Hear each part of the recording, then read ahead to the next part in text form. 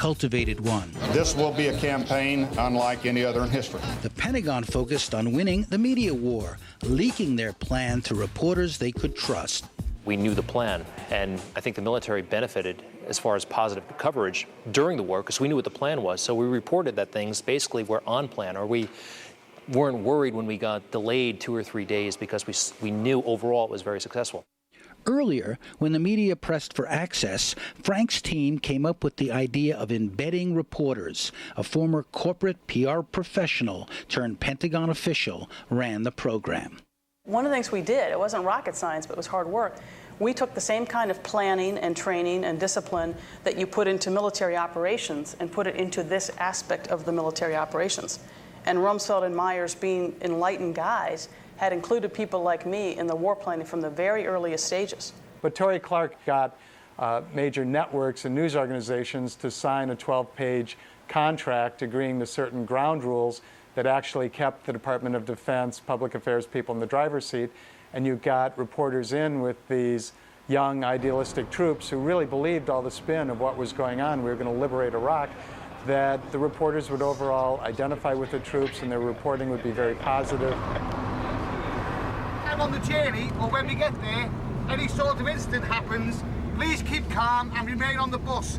We will deal with the situation, no matter what it is, as swiftly as possible. What news organization are you with, Tim? Sat.1, German television network. BBC. CNN. Los Angeles Times. Japan Broadcasting Corporation. I'm Gwendolyn Cates, and I'm here on assignment for People magazine, and I'm embedded with the 205th Battalion, 165th. I was the only journalist embedded with the military intelligence unit. They were part of the 5th Corps based in Germany. And I was invited, in fact, to be embedded by this unit because one of the commanders had gotten to know me and felt that I could be trusted and would really tell the story. These are your atropine injector kits. Should you become contaminated and start to feel the symptoms... Pentagon put the embeds through a training course, ostensibly to teach them how to survive, but it went further. With this hand. Hold it on there so when you pull it tight. Journalists were given exaggerated fears of chemical attack designed to reinforce the threat of Iraqi weapons of mass destruction. The propaganda was also aimed at the military. It was a threat that wasn't there. Good to go. You look lovely. I lived, ate, slept with the soldiers. And the bond that was established between us was very, very strong and very personal. And we shared the sandstorms together and the lack of food, and people talked to me about their fears and their children they'd left behind and their fear of death, all those things. Now that's a piece of equipment. So I became very personally involved with them as individuals. At the same time, I was observing this with journalistic detachment, but I did place their safety above any sort of journalistic responsibility I had, professional responsibility I had, and I would not have done anything to endanger any of them. What we're saying is, help us tell the truth. Unmentioned by most media, the plan actually betrayed an earlier agreement made after the first Gulf War that said, quote, open and independent reporting will be the principal means of coverage. The Pentagon signed off on that policy on March 1st, 1992. There's an interesting issue of conflict of interest there, because one of the standard rules of journalistic ethics is that journalists should not accept anything of value from the source they're covering. Well, all of their transportation, and indeed their very lives, were being protected by the soldiers they were covering. And how old are you? I'm 21. What's your birthday? 3rd of the 10th, 81. It's because we want to send you a birthday card. How do you spell your last name?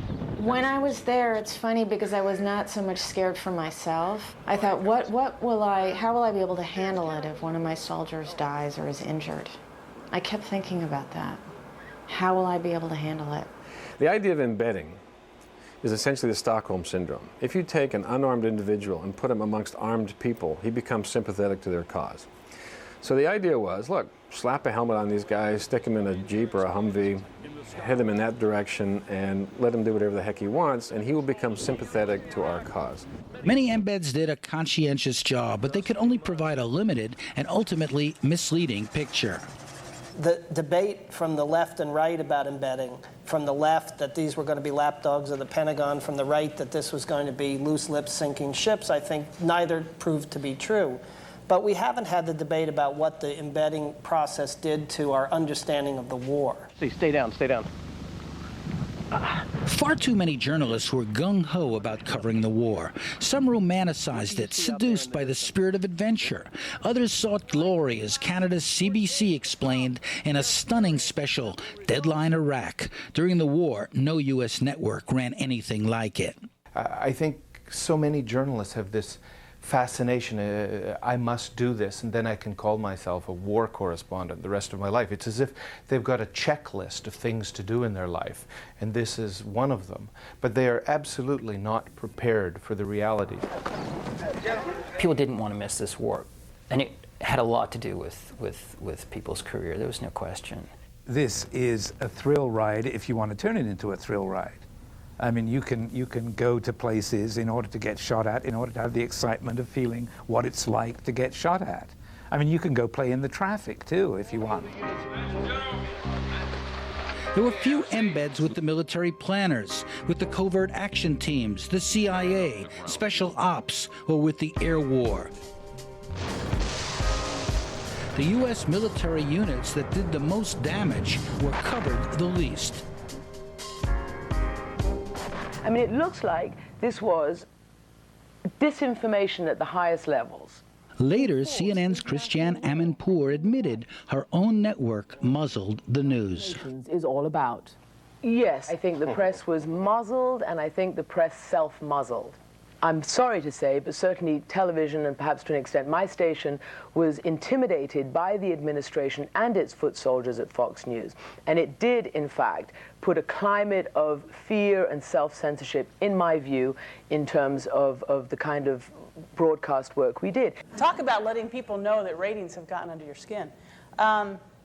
Nothing could be further from the truth, obviously, and I'll let the news media defend themselves, but I promise you 5, 10, 15 years from now, people who study these things will say, you never saw such real, you never saw such accurate, you never saw such hard-hitting coverage of military conflicts. A week later, CNN hired the Pentagon's media flack, Victoria Clark, as an on-air contributor. It seems the gunfire has been coming from the police station down here. I think a lot of journalists did lose courage. A lot of embed journalists did lose their ability to be critical, to emphasize the fact that there may be problems going on here because they didn't want to be kicked off the team. They wanted to stay embedded, and I think that was part of the problem. Look, you do what you can do with what you're given, you know, and I did the best I could with my assignment covering the 2nd Brigade. I think overall, if you have, what were there, 600 journalists embedded throughout, that is definitely a plus. By and large, the people who were covering this story, who were there at the front lines, actually doing the actual reporting, did an admirable job. They were doing what they were sent out to do. However, they don't have ultimate control. The control's someplace else. The control might be back in Washington or New York or in Edit Bay in Qatar or Kuwait City. Once this war started, we wanted the United States to win. We got to know these soldiers as people, and we wanted them to be successful.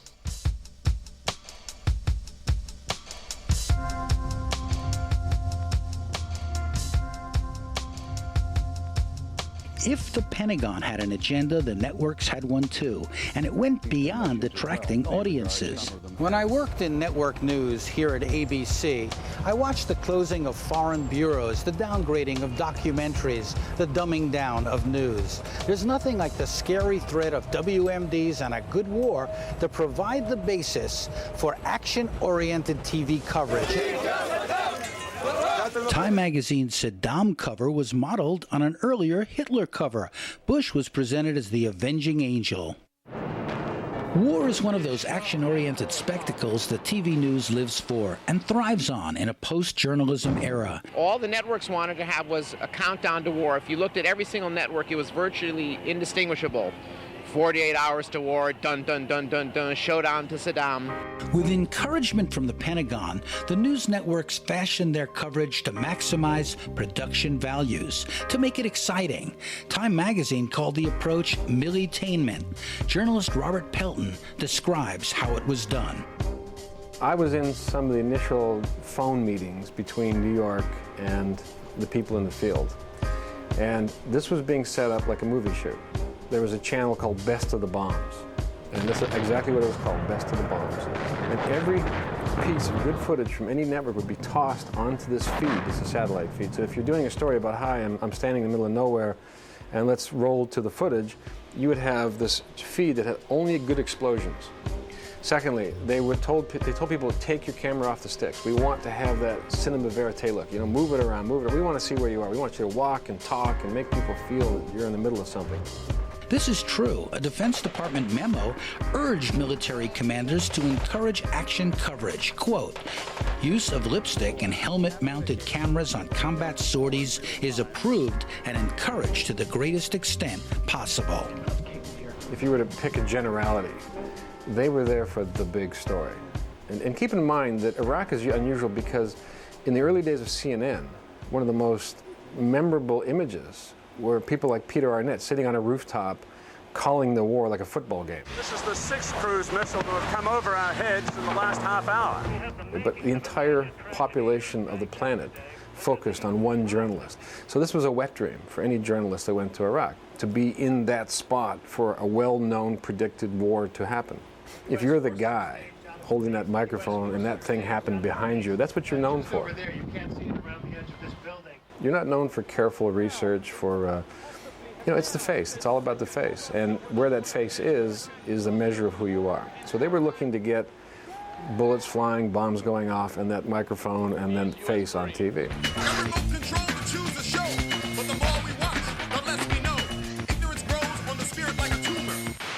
Till freedom is a rumor. News Goon, what we need to know. News Goon, what we want to know. We got News Goon, what we think we know.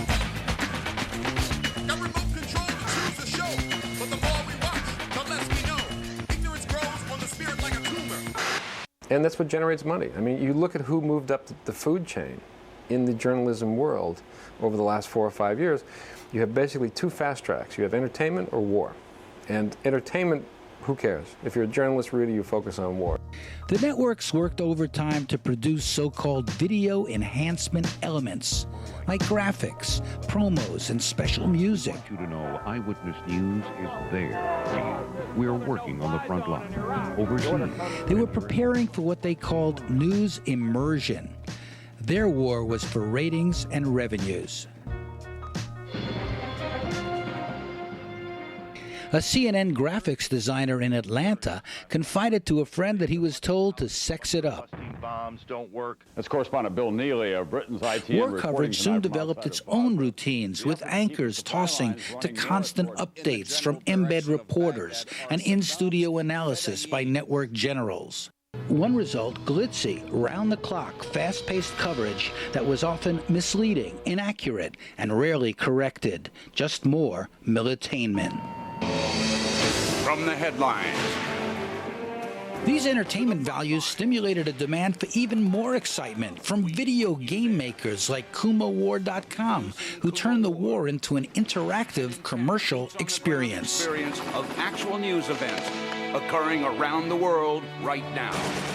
Through British eyes, the U.S. channels lacked journalistic distance. By and large, in the American networks, you would hear people talking about we, as though the American the network was actually in the war. In the States, as far as I can ascertain, there is a presumption that politicians are right and honest and truthful. That is the default from which everything else operates. Some UK journalists like John Pilger and Robert Fisk opposed the war. Others felt constrained. If, say, for example, you cease to base your news agenda on the words and deeds of official sources, of the Prime Minister, of the government, and start to base it instead on gathering alternative perspectives, on gathering news from unconventional sources, then you will be somehow exposing yourself to the risk that you'll be accused of bias. Even as the military encouraged action coverage, Pentagon advisor John Rendon recognized the dangers. There's a convergence of content. News, information, and entertainment needs to be separated. Right now, there's a blurring of the lines on all three. And if you can think about it just in terms of how music comes up underneath news pieces as a form of dramatization, it changes the dynamic. And if the vehicle that delivers this information is all the same, then the viewer, the listener or the reader will find a hard time distinguishing between the three. Undaunted, the channels produced branding liners, some taking the government campaign theme, the war for Iraqi freedom, as their own.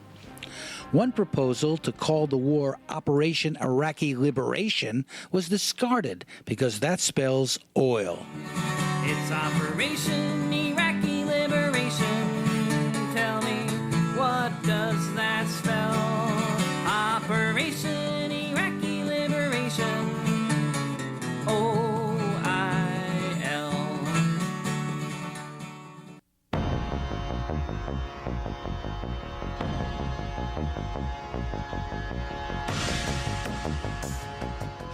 We're about 10 miles from the Pentagon in Virginia, at the home of a retired Air Force colonel who's been investigating the stories of the Iraq War, how they were manufactured, distorted, and misrepresented by the media. When I heard things, heard military guys say things about the Iraqis that there's something wrong here. Sam Gardner, I'm a retired Air Force colonel, and I have taught strategy and military operations at the National War College, at the Air War College, at the Naval War College. Gardner did a study that reads like the Pentagon Papers of the Iraq War. He and others revealed how information dominance promotes strategic influence, how it drove the Bush administration's preemptive war, using deceptive information as an integral component of military and political combat. This goes beyond just influencing what we think. It aims at controlling what we think about. Corporations seek market share. This administration sought mind share. Every morning at 9:30, they would have the message phone call, and it would involve the White House Office of Global Communications, the Pentagon Press Office, a media advisor, the people at Central Command, and sometimes the people in the State Department. And their notion for that day was to coordinate the message, and after that they would talk to the Brits so that the message in London matched the message in Washington. One message, one idea, push it out into the media. Right. Dominate today's message with, and you can almost identify by day what the message with.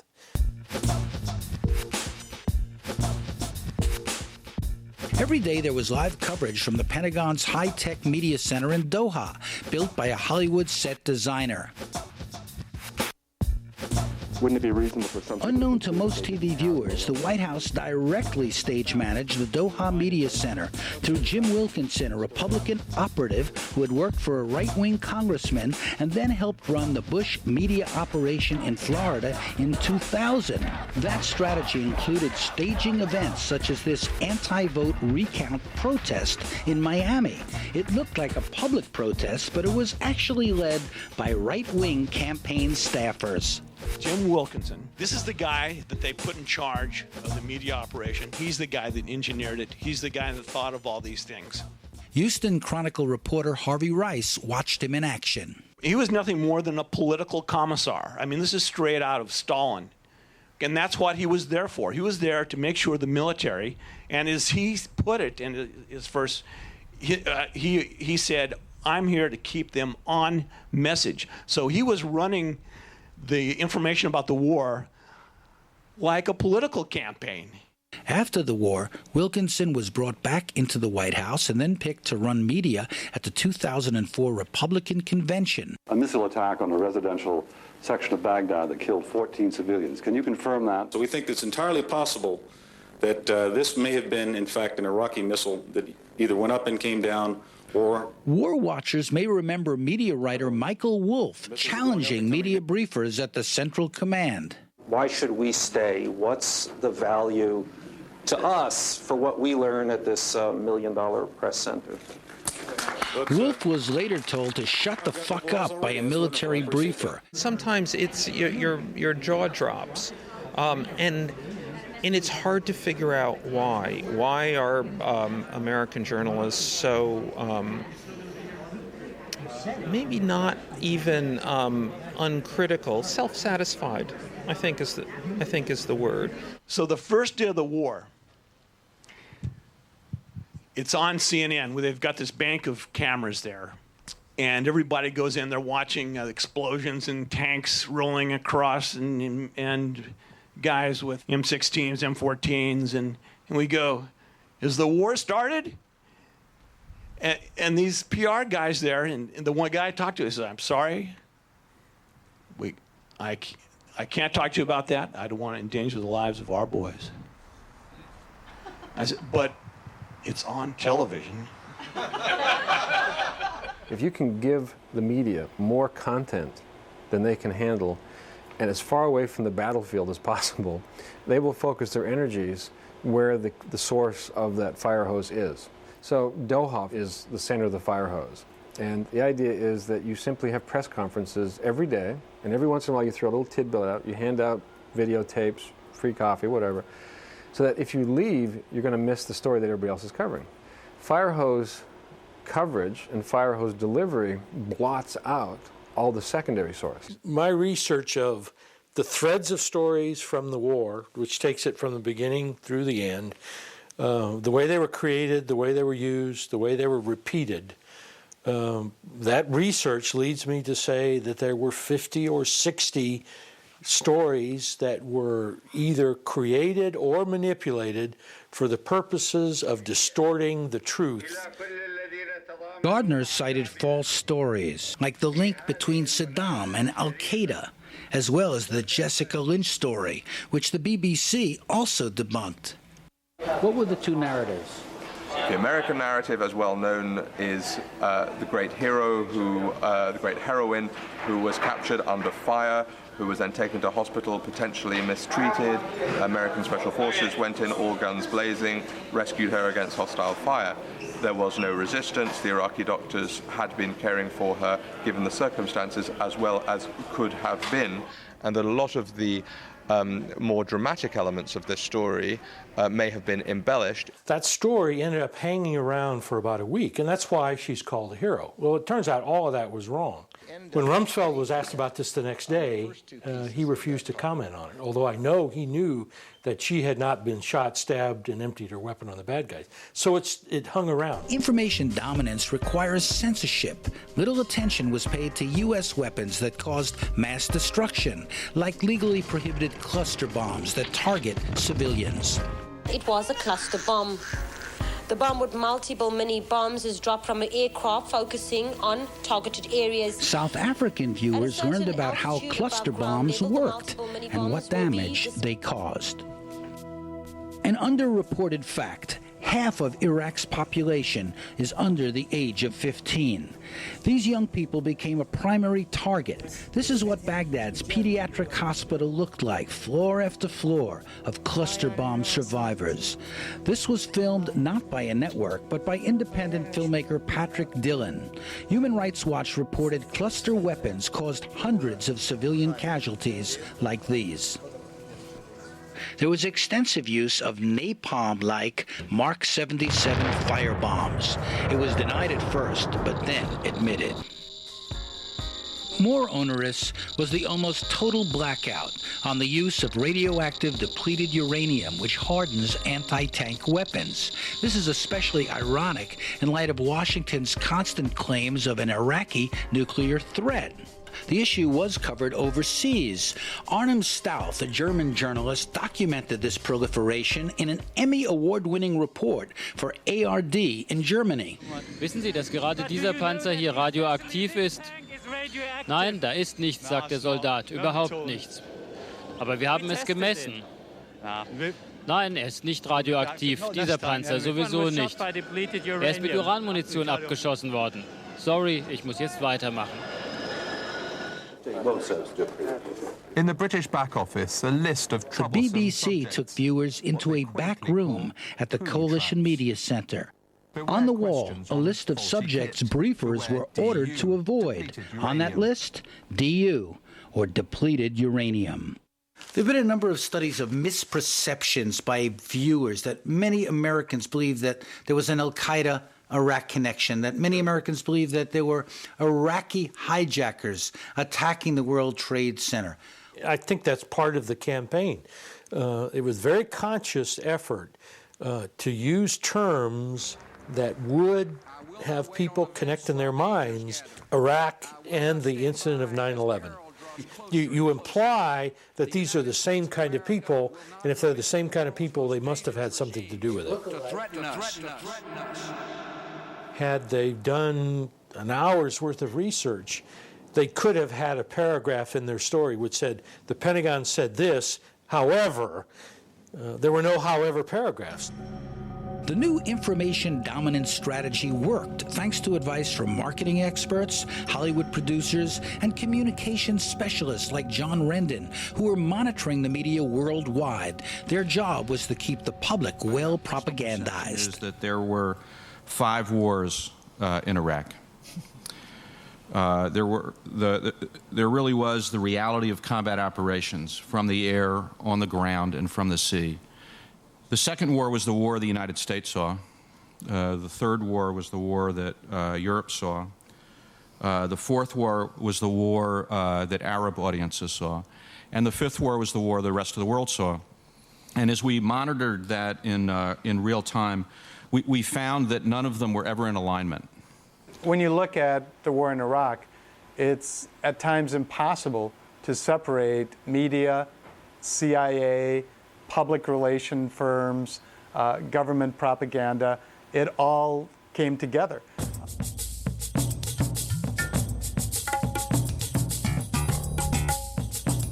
What is the problem here, Danny? So what's the problem here? I'm at the Fox News Channel, Inside Fox and Friends, a program I monitor every morning that's been most extreme in its coverage of the war. I'm waiting for the makeup lady to come. I'm going on the air to talk about a conspiracy that happened 40 years ago, the Kennedy assassination. I made a film about that. Fox is not interested really in the conspiracy that's happening now in terms of the media, the military, and the administration. But that's not the subject they have me here to talk about. The past somehow can be handled safely. The present is another matter. Well, you know what they say, that Fox is like not really fair and balanced, that it's really not even news, or, do you watch it? No. No? Don't scrunch your face. I'm sorry. Because you're the third person to talk to who said they don't even watch it and they work here. You just deal with what's on top of people's heads, right? Right. You don't deal with what's in their heads, right? Truth does have a way of coming out, and sometimes it's suppressed for a long time. New documents emerge. Historians reveal things that weren't revealed before. I believe so. I believe the American people deserve the truth. Now, where does Bill sit? He has an office upstairs. I had hoped to confront Bill O'Reilly, but he wasn't there. He's one of the loudmouth talk show hosts that define Fox's angry white man attitude, well calculated as a tool of polarization politics, long practiced on right-wing radio. After a year of uncritical reporting, to his credit, he admitted that he was wrong about WMDs. Ladies and gentlemen of the jury, I have come not to bury Rupert Murdoch, but to praise him. Full, fair, and balanced coverage. The Fox News Channel. Fox News may seem a fun place to its fans and a cartoon to its critics, but its ideological zeal is serious and carefully calculated, as longtime former producer Charlie Reyna revealed on a media website. Quote, "The roots of Fox News Channel's day-to-day on-air bias are actual and direct. They come in the form of an executive memo distributed electronically each morning, addressing what stories will be covered and often suggesting how they should be covered. The memo is the Bible." Fox's response? This charge is unfounded. People want to work here. Fox coverage included overly dramatic reports by Geraldo Rivera and Iran-Contra conspirator Colonel Oliver North. I will tell you right now, Counsel, and all the members here gathered, that I misled the Congress. Colonel North's war stories were blatant exercises in cheerleading and denounced the anti-war movement. This is the city garbage dump. I wonder where all the peace protesters never protest this kind of stuff. Terrorists could be planning to attack Westerners overseas. What was called the Fox effect drove all the TV coverage to the right. No network wanted to be accused of being unpatriotic. Arnett gave an interview to Iraqi television in which he criticized American war planning and said his reports about civilian casualties in the Iraqi resistance were encouraging to anti-war protesters in America. The American war planners misjudged the determination of the Iraqi. Veteran correspondent Peter Arnett was targeted by Fox News for his decision to say on Iraqi TV what he was already saying on MSNBC. If I'm wrong, you didn't go on Iraqi TV to say, I support Saddam Hussein, did you? You didn't endorse one side or the other. I didn't endorse one side. But it was part of the hysteria that had developed surrounding this war. Now, there's a degree of hysteria about every war that America participates and just gets involved in, and this was part of the hysterical reaction, and I was basically, just swept up in that incredible explosion of anger. I think there were 157 cartoons of me in the newspaper the next morning, most of them in bed with Saddam Hussein. Management called up and says, look, the pressure is too great. We've had thousands of emails and calls, and it's time we have to drop you.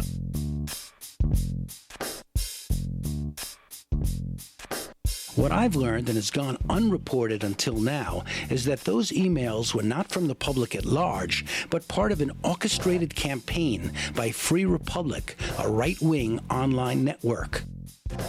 We were freaked, an official at National Geographic told me, explaining that 20,000 emails calling Arnett a traitor bombarded their executives, who then panicked and discharged him. The Freepers boasted of their success. Before the war, NBC fired popular anti-war talk show host Phil Donahue, replacing him with strident right-wingers in a move to outfox Fox. An MSNBC executive called Fox the patriotism police. The rest of the world looked at my firing is another example of American media caving into government. What about Al Jazeera and that, publishing those gruesome pictures of dead soldiers? I think there's something that is culturally Arab about that. News. Fair, balanced, and unafraid. But all of the networks more or less signed on to the official rationale. A study found widespread misperceptions among viewers. The people with the most misinformation watched the Fox News channel, although viewers of other channels were also receptive to inaccuracies. Public broadcasting viewers and listeners were misled the least. This Canadian study highlights another misperception about the media itself. Quote, most Americans were not aware of how one-sided and biased the coverage had been. They believed the news media had served the country well. Nothing like this has happened. The war in Iraq continues, and no one takes you closer than CNN. In this war, what had once been known as the CNN effect had faded, but CNN was still a news leader. I learned that CNN mounted two news teams, one for the U.S. channel and one for the rest of the world on CNN International. Was it just different strokes for different folks? Explain to me why CNN had one type of coverage for America and one type for the rest of the world. I'm not so sure it was different. The content was the same. The presentation sometimes is different. American audiences have certain expectations of how the news is given to them. The missile bomb firing apparently. People aren't going to hang out on the screen forever and watch what with your long explanations. They want to know quickly what's happened because they have a job to do too. And